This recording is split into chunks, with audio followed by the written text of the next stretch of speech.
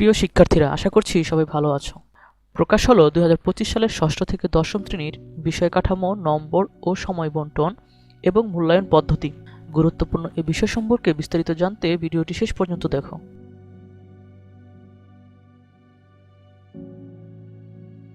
জাতীয় শিক্ষাক্রম ও পাঠ্যপুস্তক বোর্ড এনসিটিবি প্রকাশ করল ষষ্ঠ থেকে দশম শ্রেণী পর্যন্ত পরিমার্জিত বিষয় কাঠামো, বিষয়ভিত্তিক বরাদ্দকৃত নম্বর ও সাপ্তাহিক পিরিয়ড সংখ্যা ও মূল্যায়ন নির্দেশনা। তো এই নির্দেশনায় কি আছে চলো আমরা আজকে বিস্তারিত দেখব। প্রথমেই আছে জাতীয় শিক্ষাক্রম 2012 এর ভিত্তিতে 2025 শিক্ষাবর্ষের জন্য সাধারণ শিক্ষাধারার ষষ্ঠ থেকে অষ্টম শ্রেণীর বিষয় কাঠামো, নম্বর, সময় বন্টন ও মূল্যায়ন পদ্ধতি, অর্থাৎ ষষ্ঠ থেকে অষ্টম শ্রেণী পর্যন্ত বিষয় কাঠামো, নম্বর ও সময় বন্টন এবং মূল্যায়ন পদ্ধতি একই রকম থাকছে। তো চলো বিষয়গুলো দেখে নিই। বাংলা প্রথম পত্র, যার বরাদ্দকৃত নম্বর 100, সাপ্তাহিক পিরিয়ড সংখ্যা 3 এবং মূল্যায়ন পদ্ধতি সকলের ক্ষেত্রে একই রকম। লিখিত ও সামষ্টিক মূল্যায়ন, অর্ধবার্ষিক ও বার্ষিক পরীক্ষা, বছরে এই দুইটি পরীক্ষা অনুষ্ঠিত হবে।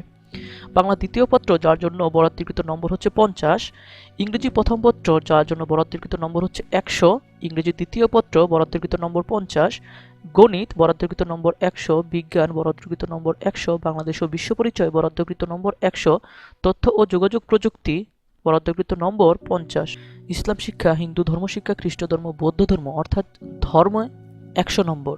তোমাদের এই 9টি বিষয়ে অর্ধবার্ষিক ও বার্ষিক পরীক্ষা অনুষ্ঠিত হবে এবং ধারাবাহিক মূল্যায়নের অংশ হিসেবে থাকবে আরবি, সংস্কৃত, পালি, শারীরিক শিক্ষা ও স্বাস্থ্য, কর্ম ও জীবনমুখী শিক্ষা, কৃষি শিক্ষা, গৃহস্থ বিজ্ঞান, চারু ও কারুকলা, সঙ্গীত, যে কোনো একটি বিষয়।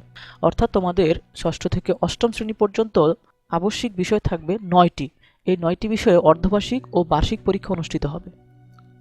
তারপর আছে নবম ও দশম শ্রেণীর জন্য বিষয় কাঠামো, নম্বর ও সময় বন্টন এবং মূল্যায়ন পদ্ধতি।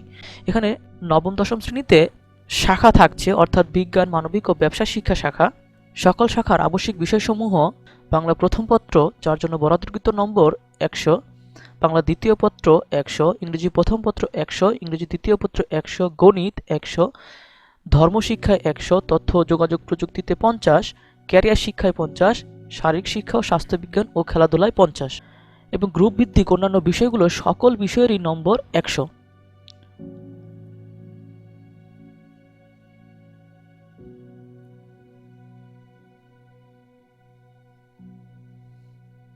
এ ছিল ষষ্ঠ থেকে দশম শ্রেণী পর্যন্ত বিষয় কাঠামো, নম্বর ও সময় বন্টন এবং মূল্যায়ন পদ্ধতি। তোমরা যদি এই ফাইলটি পেতে চাও, আমি কমেন্ট বক্সে এর লিঙ্ক দিয়ে দিব। তোমরা এখান থেকে বিষয় কাঠামো, নম্বর ও সময় বন্টন এবং মূল্যায়ন পদ্ধতি ডাউনলোড করে নিতে পারো।